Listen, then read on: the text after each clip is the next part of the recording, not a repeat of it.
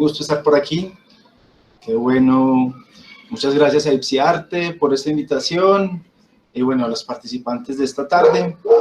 Y por supuesto a Elaina por el acompañamiento que nos va a brindar. Como les estaba contando Elaina, pues soy psicólogo, soy terapeuta de juego. Llevo un par de décadas aprendiendo y acompañando procesos de formación en terapia de juego. Y poco a poco encontrando la necesidad de verme en eso que hago. Es que hay tantas teorías, tantas formas, todo el tiempo estamos encontrando maestros con técnicas muy interesantes, pero en algunas de ellas nos vemos a nosotros. Y eso tiene que ver con cómo jugamos. Cuando decimos trabajar desde el arte y desde el juego, nos lo tenemos que tomar muy en serio. Tenemos que involucrarnos hasta el fondo con el proceso e ir desarrollando nuestra forma particular de hacerlo. Elaina me pidió, me ha pedido que haga una presentación PowerPoint para acompañar, que no es muy mi estilo, pero que igual creo que es rico tener un poco de acompañamiento visual. A ver, por aquí estaba. La cerré, soy bueno para esto. Por ahí. ¿Pueden verla? Perfectamente, perfectamente, David. Bueno, entonces, la pregunta, terapias de juego desde la virtualidad. ¿Será que es tan diferente? ¿Será que sí estamos atrapados en una realidad tan ajena? Me dan un segundito, yo como por aquí mis pantallas ya. ¿Y qué es jugar? ¿Sí? Se ha dicho que jugar es tomarse la vida en serio. Friedrich Schiller decía que el humano, decía el hombre, en esa época se decía el hombre, que el humano es propiamente tal cuando juega. En sus cartas sobre la educación, pueden ir a mirar la carta 15, que es muy interesante. Esto ha motivado una serie de reflexiones filosóficas y orientaciones al hacer en el siglo XX, que transversalizarán todas las ciencias sociales. La pedagogía y la psicología se vieron particularmente beneficiadas de esos debates. Y hoy reconocemos el trabajo de Johann Huizinga, un trabajo llamado Homo Ludens, como uno de los elementos fundamentales para entender por qué es tan importante el juego. Entonces, eso no ha cambiado, porque jugar nos conecta con quiénes somos, jugar nos conecta con nuestro potencial fundamental a nivel biológico, a nivel creativo, a nivel social.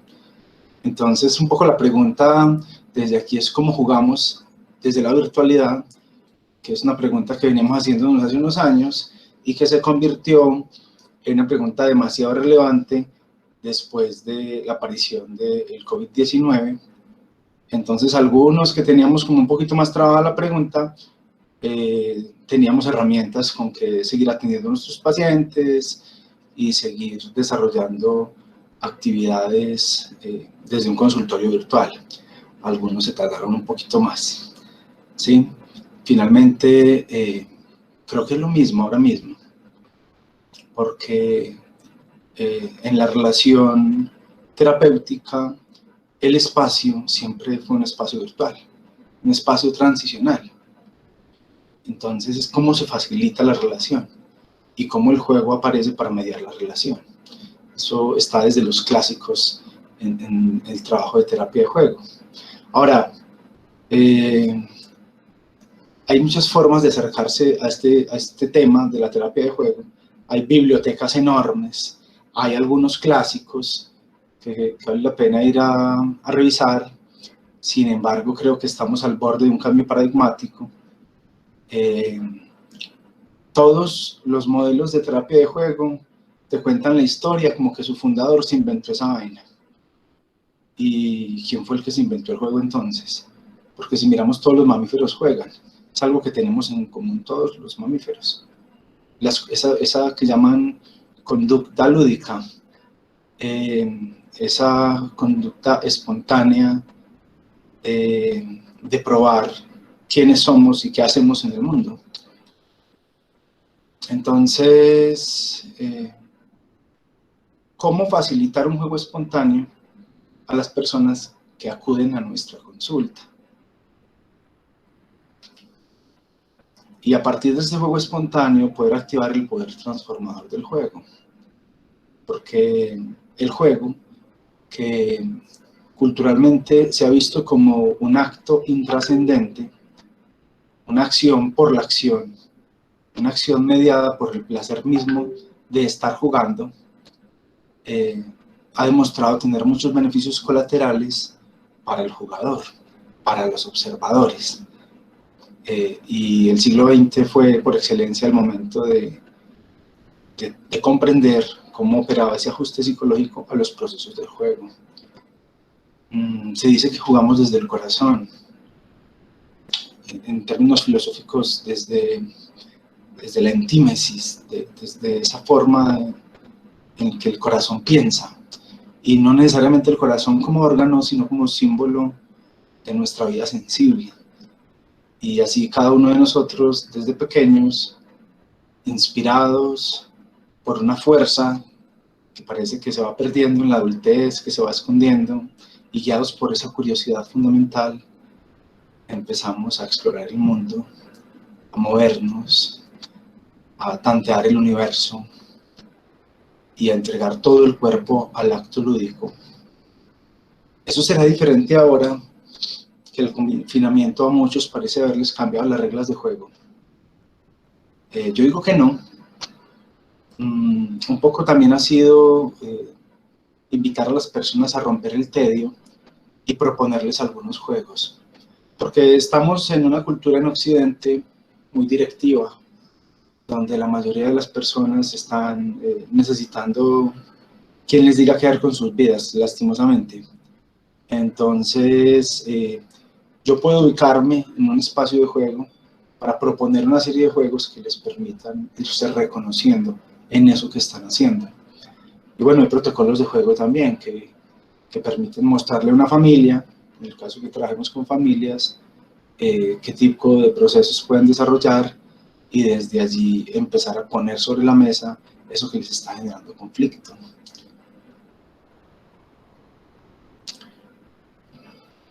El vehículo de la existencia, podríamos decir que es el juego.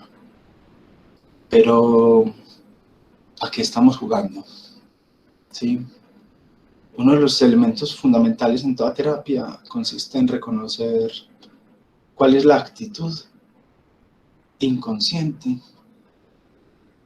que lleva nuestro consultante, paciente. ¿Cómo es esa actitud? ¿Sí? Ya los clásicos hablaron de unas posiciones inconscientes, pero ¿cómo es esa actitud? Y en un proceso de autoobservancia, descubrirse en esa actitud va permitiendo saber cómo estoy condicionando mi vida. Y hay algunos juegos que permiten hacerlo, juegos de tipo dramático, juegos de tipo narrativo, juegos con el espejo. Bueno, iremos hablando de eso poco a poco. ¿Sí?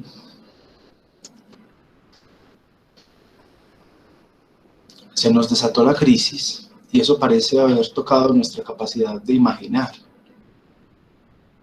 nuestra capacidad de crear metáforas sobre la vida y sobre ese flujo natural en el que sentíamos estar caminando. Para algunos se desdibujó el camino y otros se sienten como conduciendo o caminando en una autopista neblinosa, sintiendo que han perdido su visión lejana, porque la crisis trae esto, una cierta miopía. Pero el juego te permite vincularte con la posibilidad. Y allí donde había un callejón sin salida, dibujar una encrucijada de múltiples caminos. A veces basta con decir, hey, ¿qué más es posible? ¿Cómo lo harías si tuvieras 17 años?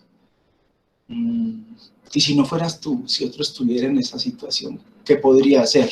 Porque te sientes demasiado limitado, por no decir que has puesto muchos límites. Poder imaginarse siendo otro implica encontrar un factor hermano del propio yo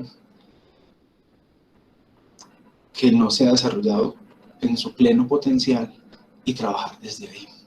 A veces el miedo mismo, el miedo es buen trabajador, ¿no? Hace cosas importantes por nosotros, nos protege, nos cuida, hasta el enojo nos cuida muchísimo, nos ayuda a poner límites. Entonces, si aparece la crisis, aparece una imagen que se impone de forma tiránica, y el trabajo es con esa imagen mental. ¿Cómo trabajar desde el juego esa imagen mental? Tenemos todos los recursos artísticos. En psicoterapia de juego, bueno, aprendemos psicoterapia de juego jugando. Entonces, en un proceso de formación, uno sale con una biblioteca de juegos para trabajar en consulta. Y primero los aplicamos nosotros mismos, y nos conocemos, y vemos qué potencial tiene ese juego y en qué momento podemos usarlo. Porque es a partir de la experiencia como desarrollamos nuestras capacidades terapéuticas. Pareciera que hay una tensión fundamental entonces en la emergencia de esta crisis o de las crisis en general. Esa tensión fundamental tiene que ver con la imagen de lo posible y de lo imposible. Pero si esa pareja, esa familia, ese niño, ese adulto mayor, llegaron a nuestra consulta es porque hay algo en él que tiene esperanza. ¿Sí? Doctor, me quiero matar. Es una cosa que dicen mucho en las primeras citas. Yo me quiero matar. Ah, bueno, te quieres matar. Pero también pareciera que no, porque estás pidiendo cita de terapia. Y en ese pedir cita de terapia hay algo en ti que parece estar enganchado a la vida. Entonces aparece una pequeña luz, una chispa, con la que podemos vincularnos. ¿Sí? Algún día el viejo de Zúrich, Carl Gustav Jung, decía, quizás ese pequeño niño que fui todavía está por ahí. Quizás posee todavía una vida muy creativa de la que yo como adulto carezco. Algo así decía el viejo. ¿Sí? Y la pregunta entonces que se genera es, ¿y yo cómo accedo a esa vida del Poder Eternus o de ese niño? Poder Eternus como arquetipo de lo que nace y como imagen de la personificación del niño interior. ¿Cómo accedo yo a esto? Y entonces gesta un método que es la imaginación activa, una técnica, perdón, que me permite vincularme con el potencial creativo que todos tenemos. Porque el adulto a veces convierte su vida en una rutina muy rígida y no se atreve a salir del papel al que está jugando todos los días. Como una cierta tiranía monoteísta, en el monoteísmo que anda, normalmente el monoteísmo de la labor, o del monoteísmo del mercado capitalista, o el monoteísmo del personaje central con el que se está identificando el ego muchas veces.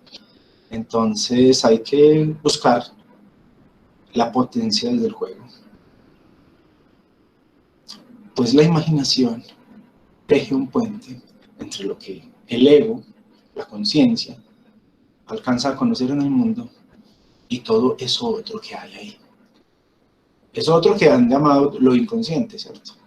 O inconsciente o desconocido, ¿cierto? Si el ego tiene como facultad de la conciencia, todo lo que se escapa a esa facultad es lo inconsciente, todo lo que no sabemos todavía. Y que parece que como especie también es muchísimo. Con toda la soberbia de nuestra especie seguimos conociendo muy poquito del mundo. Entonces una psicoterapia de juego implica invitar a reírse, a dramatizar, a bailar, a moverse un poquito ahí en la silla, activar la imaginación, a pedirle que escuchen y se escuchen. O a veces que logren expresar algo que tienen ahí, que lo están conteniendo y que no han logrado evacuarlo. A veces a que pongan algunas cosas en orden, primero mentalmente y muchas veces en el espacio físico también. Activar esa potencia germinal de la semilla que parece encapsulada en el mundo y que no se atreven a hacer. ¿Cómo será eso? ¿Cómo hacerlo? Cada criatura tiene una forma de vincularse con esa necesidad fundamental. Entonces, yo no he sentido durante este año, que particularmente yo más teletrabajo que los otros, una barrera muy grande. Siento que la barrera principal está en los mediadores, terapeutas, maestros, que a veces no se animan a involucrar tanto al otro, porque también es difícil desde la misma emoción, porque el maestro que se atreve a jugar se convierte en el cómplice del juego para que el estudiante participe y se involucre en ese mismo proceso.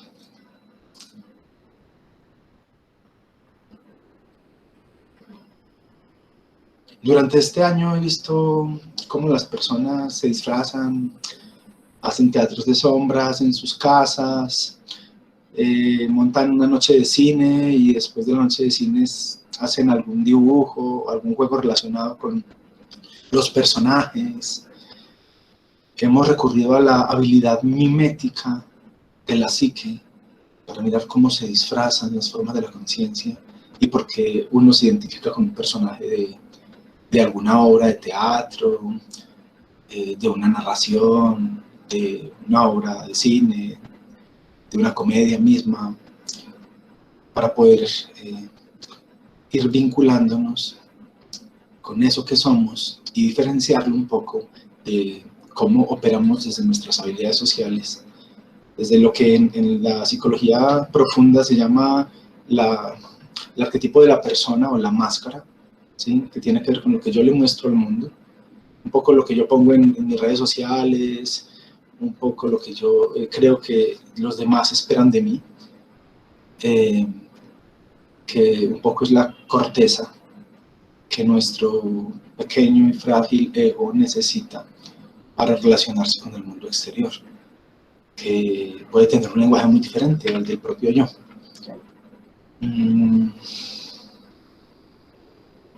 Cuando los animales juegan, están practicando habilidades de supervivencia, se muerden, se atacan, se retan y parecen estar buscando un rol en esa sociedad animal, por decirlo de alguna manera.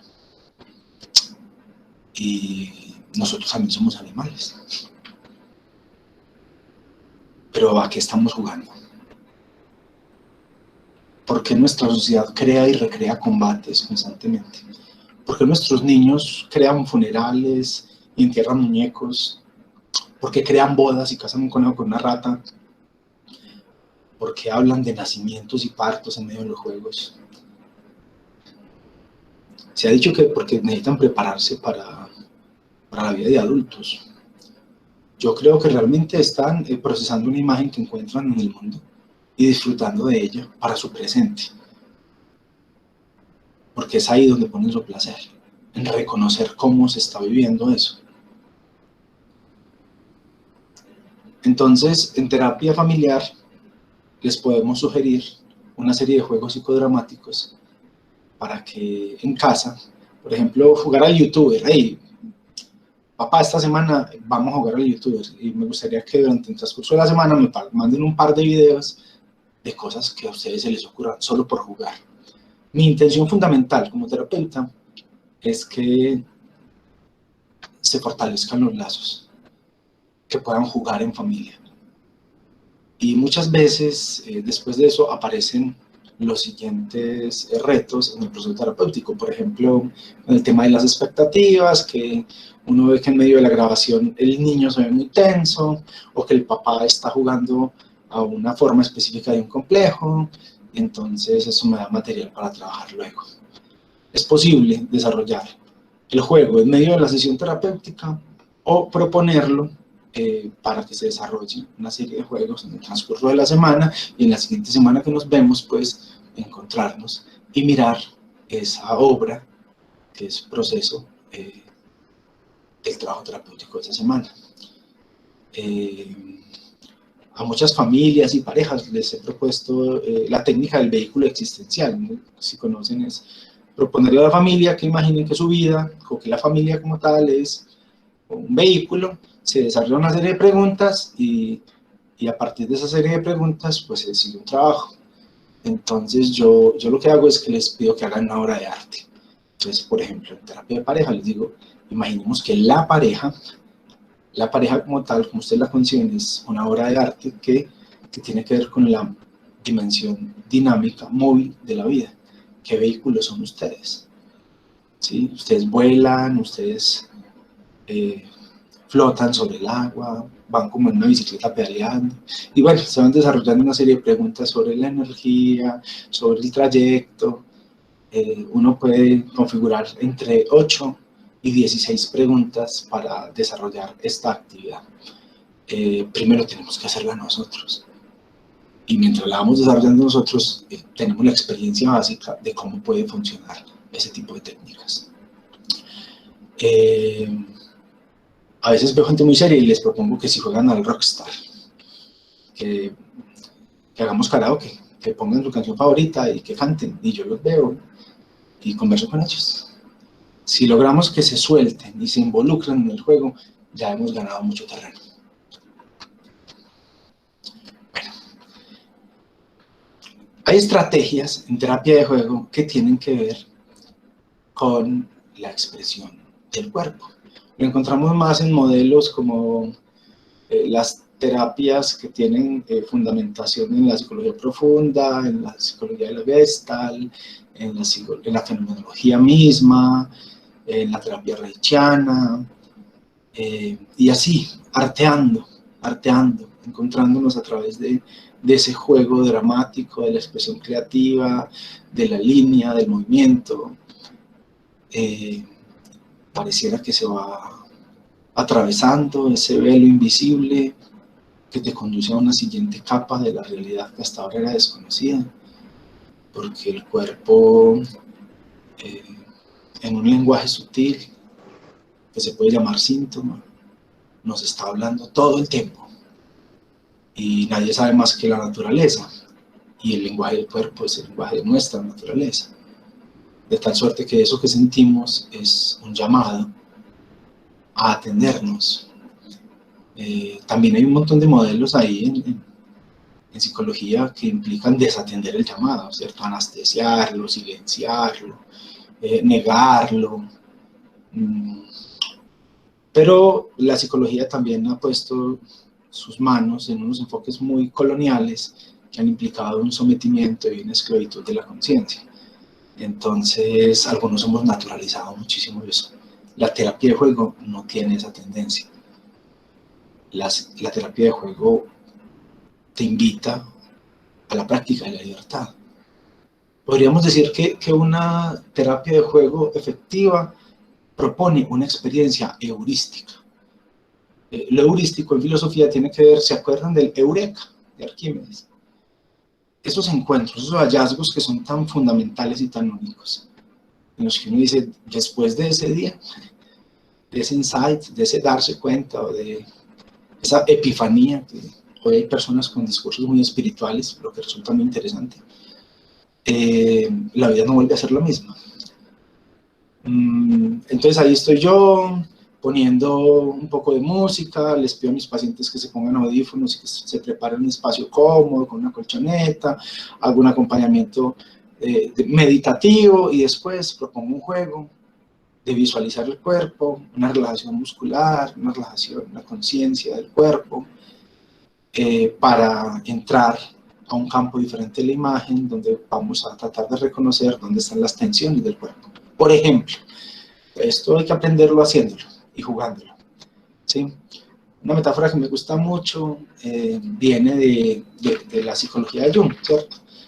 Ir al rescate de la función inferior, ir al rescate de esas formas del ser que no están tan desarrolladas, pero que nuestro cuerpo tiene ahí siempre como potencia. Un poco en la imagen del descenso al inframundo. Hay terapeutas de juego que también proponen que el juego siempre es una experiencia holística, porque es una experiencia que implica la integración del ser total. Y bueno, desde lo neurológico proponen que en el juego se vinculan ambos hemisferios. El analítico empezará a planear cómo vincularse al juego y a aprender de esa experiencia, ¿cierto? El cerebro izquierdo. Y el cerebro derecho buscará cómo disfrutar de eso.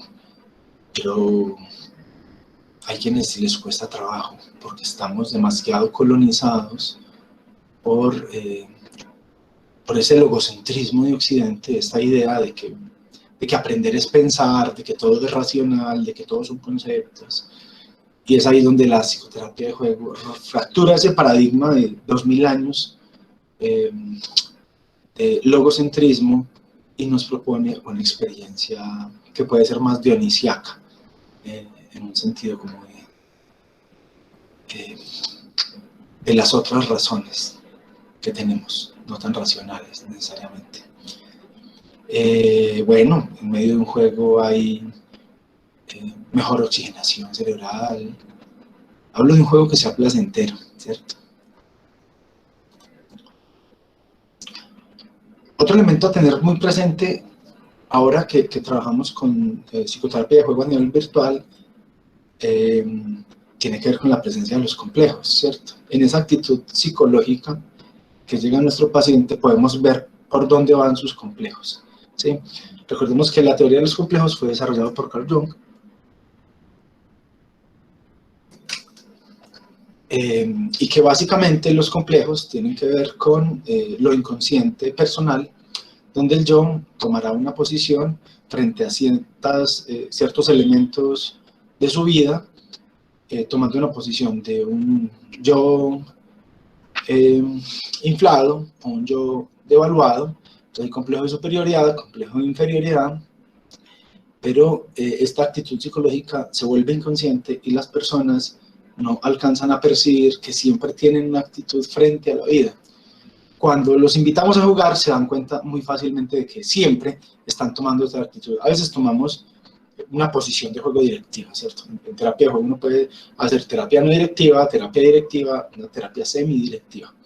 Sí, a mí me gusta estar en el punto medio, semidirectivo. Entonces propongo un juego, escucho y luego si es necesario sigo haciendo unas direcciones en función de incentivar al consultante a que explore esas zonas incómodas de su conciencia. Porque el desarrollo se da desde ahí, desde lo incómodo, desde el encuentro con el monstruo en términos mitológicos, ¿sí? El héroe tiene que confrontar al dragón, por ejemplo, ¿sí? Entonces, los discursos que la gente asume le permiten perpetuarse en una forma del complejo. Y uno se encuentra personas en terapia que parece que vivían en el siglo XVI o en el siglo XIX o que nunca asistieron al siglo XX, ¿sí? Personas con la mentalidad espiritual de alguien de la Edad Media, y la humanidad ha pasado por 3 grandes revoluciones o 3 grandes golpes al ego de la humanidad, ¿cierto? La revolución cosmológica copernicana, ya el humano no está en el centro del mundo, entonces tiene que percibir esa fuerza de otra forma, y ya no pretendemos cambiar el mundo con imaginar que cambia. Una revolución biológica con el evolucionismo darwiniano, somos también animales y nos regimos por esas mismas leyes, aunque raramente las conocemos, ahí vamos explorando, es más lo que no sabemos del mundo que lo poquito que vamos entendiendo. Y la revolución psicológica, ¿cierto? La formulación y descubrimiento de lo inconsciente, que implica que nos demos cuenta que no somos tan libres como creíamos, que ese libre albedrío en gran medida es una ilusión y que nuestra libertad y nuestra responsabilidad tienen un espectro pequeño que implica nuestro desarrollo psíquico, en ese espectro de libertad en el que nos vamos encontrando. Hablo de esto porque me parece que es un marco general que nos permite entender cómo una persona específica o un grupo familiar toma una posición frente a un complejo dado. En la teoría de los complejos me ha permitido orientar mucho mi práctica desde lo cotidiano y saber para dónde está marchando esa persona que ha venido un día a decirme que sufre, a decirme que tiene angustia. Y que desea acceder a un estado de mayor bienestar, encontrar felicidad, calma, descansar, salirse de un juego de poder en el que está atrapado. ¿Sí? Este año, muchas personas llegaron a consulta porque hablaron de tener un estrés muy alto. Y tal vez sea el juego la mejor herramienta para combatir el estrés. La primera pregunta que yo me hago es si trabajo con el estrés o contra el estrés en terapia.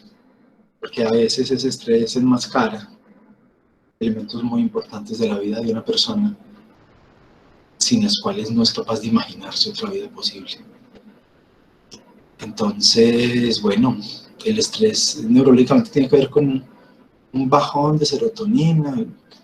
Entonces la persona está como sin energía, o que se siente atrapada, que cree que no puede con todo esto. Y recordemos que la serotonina se produce gracias a la imaginación, a la curiosidad, a la creatividad, de tal suerte que si logramos que puedan jugar por jugar, ya estaremos combatiendo mayormente este problema. Jugar por jugar puede ser muy difícil en un mundo donde más que todo los adultos están muy agobiados por su propia imaginación, se llenan de ansiedad pensando en un montón de vainas, tratando de controlar el mundo con su imaginación. Eso es hacer planes y proyectos, ¿cierto? Imaginarse el mundo, pensar en un montón de cosas y factores, pensar que realmente el pequeño y frágil ego tiene control de alguna cosa en el mundo. Y tiene que desconectarse de esa estructura narrativa en la que está atrapada todo el tiempo. Porque nuestros complejos nos involucran en juegos de poder y entre menos cuestionemos esos juegos de poder en los que estamos atrapados, más inconsciente se vuelve la relación de nuestra vida con ese proceso. Entonces queremos escalar la montaña, tocar el cielo y no vemos lo que dejamos en el camino. Alguien con un complejo de inferioridad muy grande necesita experimentar dominio, sentirse poderoso. Y el camino, al menos el que conocemos en terapia, es desde la creatividad al encuentro con el sí mismo. El acto creativo revela el verdadero self, decía Winnicott.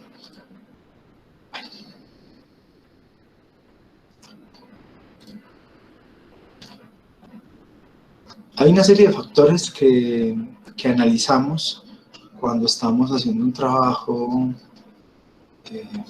desde lo clínico, ¿cierto? Una evaluación de juego que nos permite saber a nivel estructural, funcional, relacional, a nivel de mentalización, de los sistemas familiar, escolar, organizacional, el sistema de pareja, entender ese proceso. Bueno, cada modelo de terapia de juego va a proponer cómo hacer esa evaluación. ¿Sí? Hay modelos de corte más humanista que tratan de ser como francos y sensatos, como miremos las expectativas, evaluemos las expectativas, busquemos crear expectativas más realistas de quién eres y trabajamos desde ahí. Hay modelos que tienen más que ver con el plano relacional, entonces con el objeto internalizado, y entonces cómo se crea un patrón relacional y cómo se manifiesta eso en la matriz relacional y en la transferencia y contratransferencia en el proceso de pareja. Hay terapias que están tratando de mirar cómo está funcionando la imagen arquetípica, cómo una persona se vincula con esa imagen y cómo a partir de esa relación con la imagen arquetípica se está desplegando la potencia de ese self en el proceso de individuación. Bueno, entonces, ¿cómo lo hacemos a través del juego? Es lo mismo, tenemos miles de herramientas para trabajar desde la virtualidad. Hay páginas en las que podemos hacer mandalas, tenemos cajas de arena virtuales, le proponemos a un paciente que haga su propia caja de arena, entonces le proponemos el sample, ¿cierto? Jungiano, que tenga un espacio de juego, que haga maquetas con porcelana, con plastilina, con elementos de escritorio, que dibuje figuritas y las recorte, y a partir de esto estamos orientando cómo se encuentra con su propia vida interior. El proceso es el mismo y ahí encontramos los indicadores para el proceso, para orientarlo desde los modos de evaluación que cada uno conoce. Yo creo que es muy importante conocer la amplitud de las escuelas y no casarse con ninguna, y encontrar qué es lo que a ti te funciona, con qué pacientes, porque a veces orientamos al paciente hacia donde yo quiero ir y no nos damos a la tarea de escuchar realmente qué es lo que necesita ese sujeto. Entonces tenemos un sinfín de técnicas y estrategias que tenemos que aplicar primero nosotros para luego ir al encuentro con el otro. Dentro de las psicoterapias de juego hay un campo que me gusta mucho, que son los procesos narrativos. Ahí puse cualquier ejemplo de una nube de palabras. Una nube de palabras me permite generar un relato. Entonces, yo puedo hacer una, por ejemplo, con las cosas que me dice la familia, la pareja, el niño con el que estoy, y después le proporciono esa nube de palabras y le digo, vamos a contar un cuento.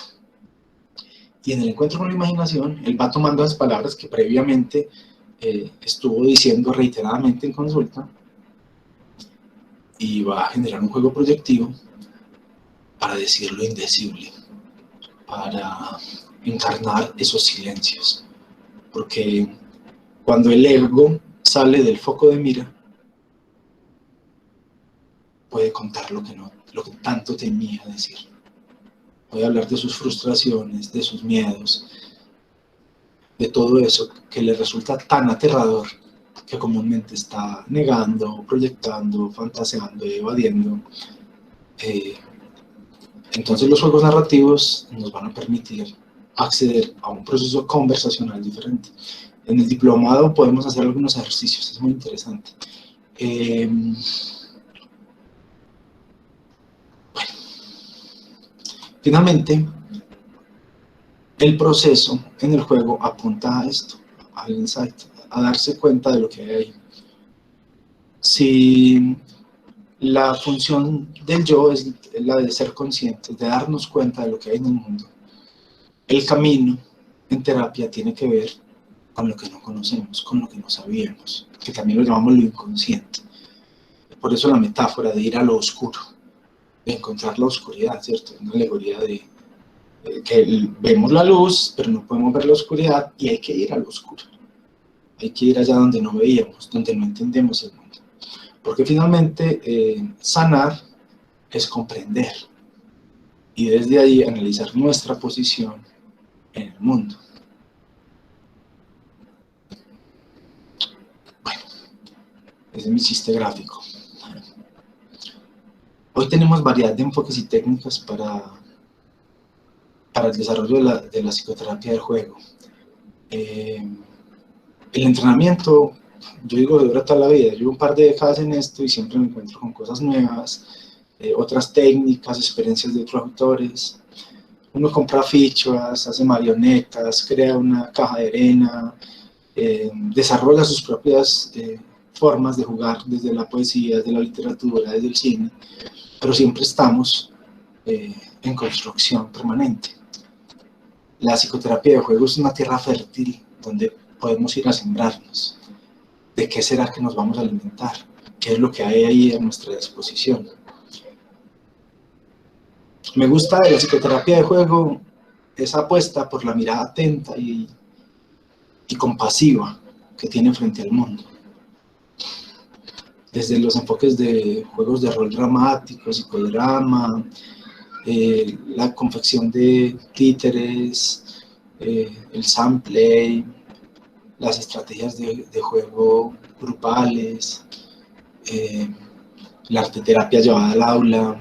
Todo esto me ha resultado fundamental en la exploración de lo que es la psicoterapia de juego. No sabemos qué va a ser, pero así como quienes miran a las estrellas solo se pueden encontrar con el reflejo y el eco de una vieja luz, cuando nosotros miramos esa historia sobre la que estamos parados, no nos alcanzamos a imaginar para dónde vamos. Sin embargo, nos estamos nutriendo para que esto germine y seguir desarrollando nuevas y mejores formas de hacer psicoterapia. Es lo que somos, ¿no? Terapeutas de juego.